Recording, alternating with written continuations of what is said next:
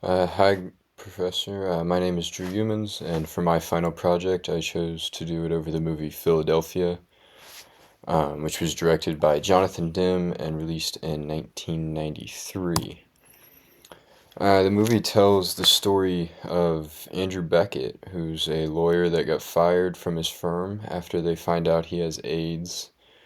The film focuses on the HIV and AIDS stigma, especially against gay men, and how fear and discrimination affects people's lives.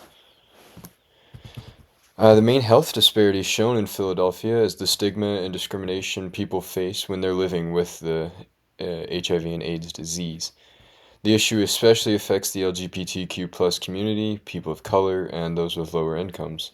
Even today, stigma still plays a huge role in preventing people from getting tested or treated, and according to the CDC, in 2020, around 65% of new HIV cases were among gay and bisexual men. So, a little analysis of the film.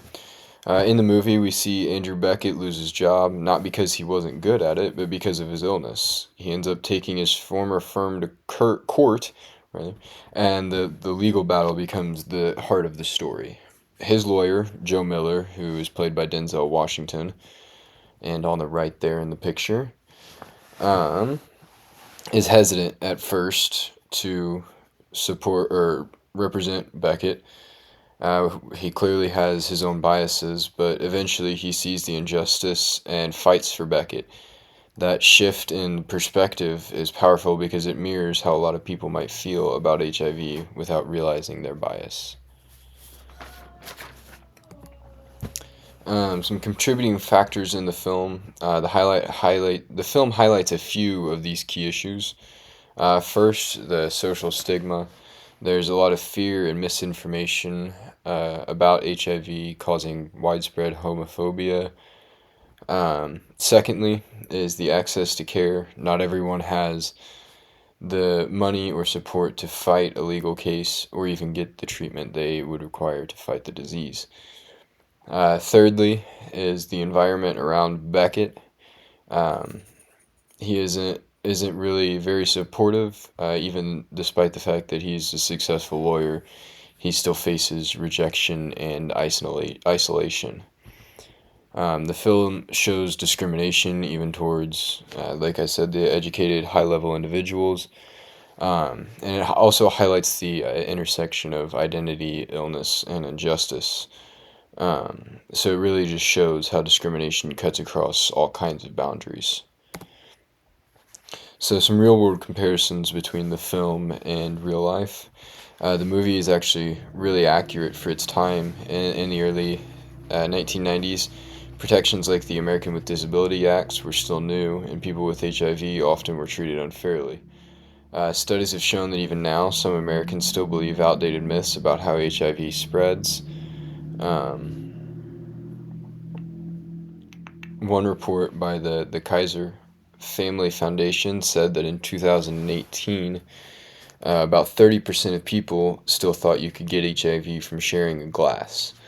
Philadelphia captured real issues, and sadly, some of them still exist. Some stereotypes and representations from the film.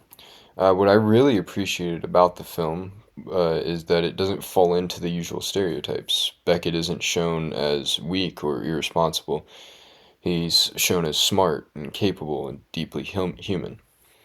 Um, a lot of media at the time didn't show that.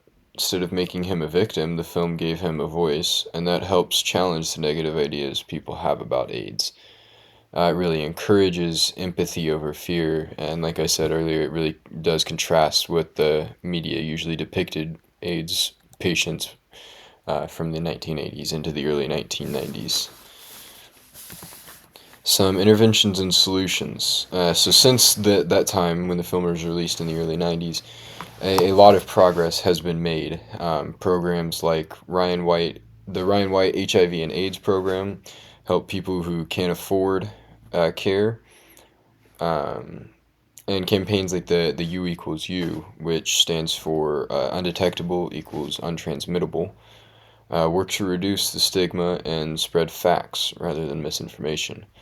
But there is still more to do, like stronger protections in the workplace and better mental health support for those living with HIV.